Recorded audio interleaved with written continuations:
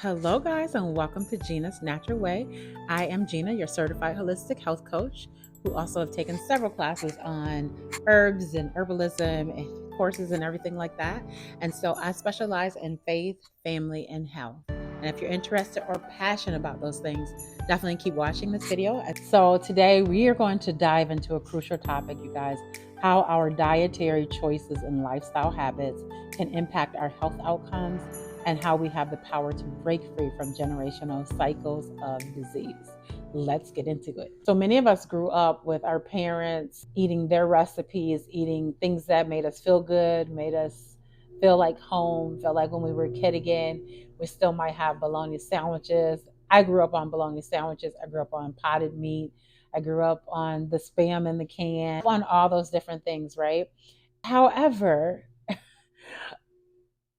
we don't have to eat like that anymore. Like the newer the generations are, we learn more about health every single day.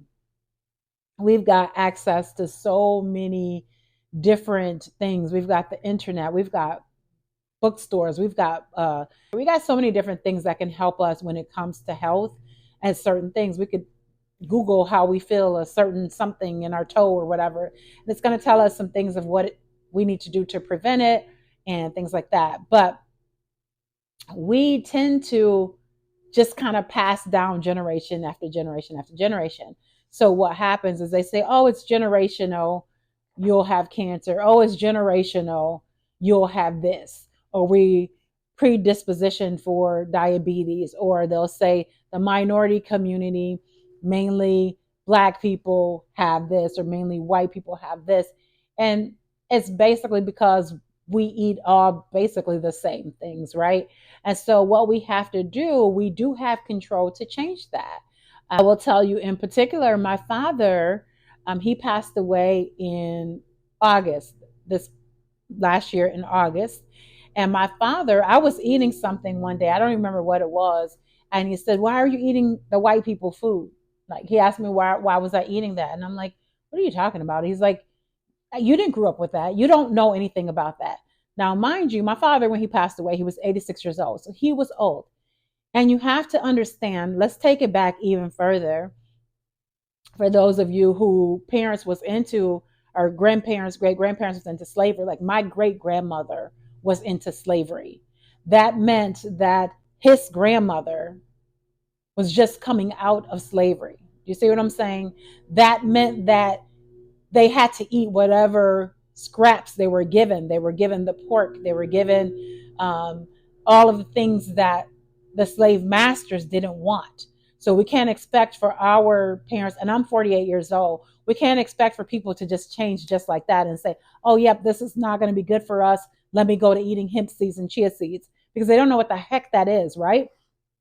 So for my dad, he didn't understand. And I said, well, Dad, this stuff is going to help. It helps you to get healthier.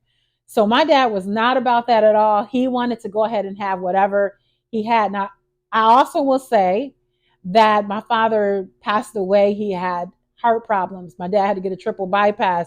He had no fillings in his fingers. He had diabetes really bad. He had high blood pressure. He had everything you can think of. But because he wanted pop with every meal, he had to have sweets. Even in the nursing home, because he had a catheter, he was confined to the bed. It was a lot, even when I would go visit him, because it drained me. Because no, bring me fried fish, bring me fried chicken. And of course, at that point, you give him whatever he wants. So I had to give him whatever he wanted. Otherwise, it would be a huge hissy fit. And that's just how it was. He just was that way.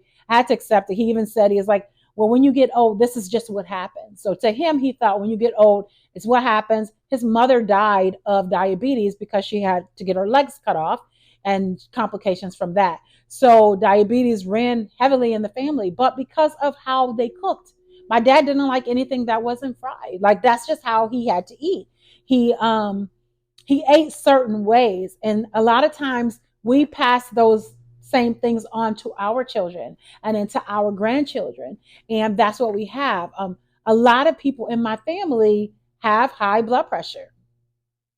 Almost all of them are on high blood pressure pills, and it's like, oh my goodness. Like, And I am overweight, but I don't have anything, thank God, because I know how to eat. I know how to take herbs. I exercise regularly. I am going through menopause right now as well. And so, with going through menopause, you actually gain weight. And I'll get into my menopause story a little bit later. But it is basically what you eat. And some things are genetic, some things are. But I'm trying to remember in school, what was that number? It was very high, where it said like 95% of diseases can be prevented with diet and exercise. I want to say it was 95%. It was a very high percentage. Don't quote me on that one, but it was a very high percentage. And most things are not genetic. It is what we are eating, which is crazy. We are eating ourselves to death. And as minorities, I know everybody watch me, but I'm talking to the minorities right now in particular. We have to change so that we don't end up in the bed, confined to a bed when we get older. Like if we got life in our body, we can still change what we're doing right now to start feeling better today. Y'all, we can do this. All right, let's get into some facts and statistics. It says, according to the American Diabetes Association's, African Americans is almost twice as likely to be diagnosed with diabetes as non Hispanic whites. Why do you think that is? Once again, because the white people, a lot of their families passed down the good traits and the good food, and they had access to the chicken breast. We had access to the thighs. We had access to whatever that they didn't want, right? Probably not thighs, but I don't know, whatever they didn't want. And so that's a big factor right there. And we know that all the fried foods we had to cook with the lard, we had to cook whatever was left over. All right, let's keep going. The American Heart Association reports that African Americans are higher at risk for heart disease and stroke compared to white Americans. There we go again, right? Studies have shown that diet related diseases are not solely determined by genetics, but are heavily influenced by lifestyle factors such as diet and exercise.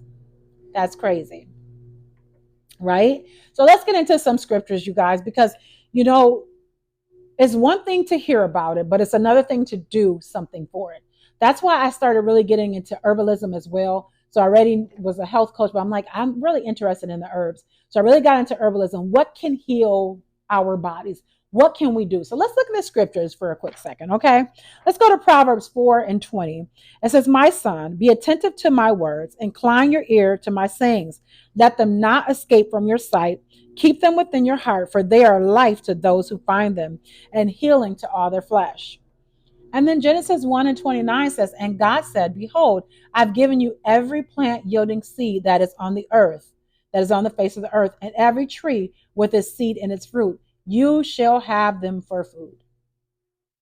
Right? And the good news is that we have the power to change our health outcomes, right? Just by making a few changes and choices, we can, with regular exercise, guys, with healthy habits, we can break free from these chains of like generational curses that was basically put upon us through our food. My goal, I love the house. I moved into this house, about 4 or 5 years ago, and I have a lot of land. Well, not a lot, but to me, it's a lot compared to where I come from. So I'm able to grow my own food, so have enough food, frozen food, like greens and spinach and stuff that I can grow myself through my garden and freeze it, can it, do whatever I need to do so that I have access to healthy organic foods that I've grown myself throughout the whole year. I have access to that. Like we have to start putting priority where we need to. We need to start prioritizing our body and putting the healthy things in our body so that later on in life, we don't have to deal with all of those things that our parents have to deal with, right? And if you're older, that you might have to deal with. Okay, so I'm just going to talk really quick about the menopause that I'm going through right now. And I will say this is going to be like this health is going to be continuing because we're going to introduce some different foods, different things that we can do to help ourselves along the way, right? But let me just talk about this really quick. So I started going through menopause maybe over a year ago or whatever. And when I started going through menopause, I was struggling. I mean, I was struggling big time because menopause, you gain weight. So you gain weight. Your hormones is all over the place, which is crazy. I mean, you are happy this moment, you're sad the next moment, you're in tears, you hate life, you love life. It is a lot to deal when you're going through menopause. You have anxiety from nowhere. It's like, oh, like you're driving down the street and you just get nervous. So you get anxiety, you get heart palpitations out of nowhere. I had to go to the doctor. I'm like, what's going on with me? Why is my heart racing? Or why is my heart fluttering? Oh, you have all of these different things. And it's like, what is happening to my body? So I was able to kind of eat whatever and half do life up until I had menopause. When I had menopause, I had to really get my butt in gear. It was to the it was so bad that I was like thinking about going on hormones and medications. I'm like, Mom, I think I want to do this. And my mom was like, no, I really don't want you to. My mother had breast cancer twice, and she's like, I don't want you getting on the hormones. I don't want you to. So she was determined. I went to health store after health store. I'm like, can somebody help me with this? I searched through a lot of my notes from school. I'm like, what is up? And then I found something that helped me. And I will share that with you all as well throughout the videos and stuff. But that thing that helped me, you guys, um, it's life changing. Now that I know the foods that I should be eating, now that I know what I need to do, you wouldn't even know I'm going through menopause. Like my husband and I are in the best place ever. At that time, I was like, no, I want to divorce you. Like, just get away from me. Like the person you love the most, like when you're going through menopause, oh, they better watch out. Okay. It's so funny, but it's funny. It wasn't funny when I was going through it, but now it is funny. I gotta get some coffee. Okay, I got tickled, y'all. All right. But it shows you how much. And so I know as long as I eat what I'm supposed to eat, I have no symptoms of menopause at all. I don't have not one hot flash. I don't have any anxiety. I don't have nothing.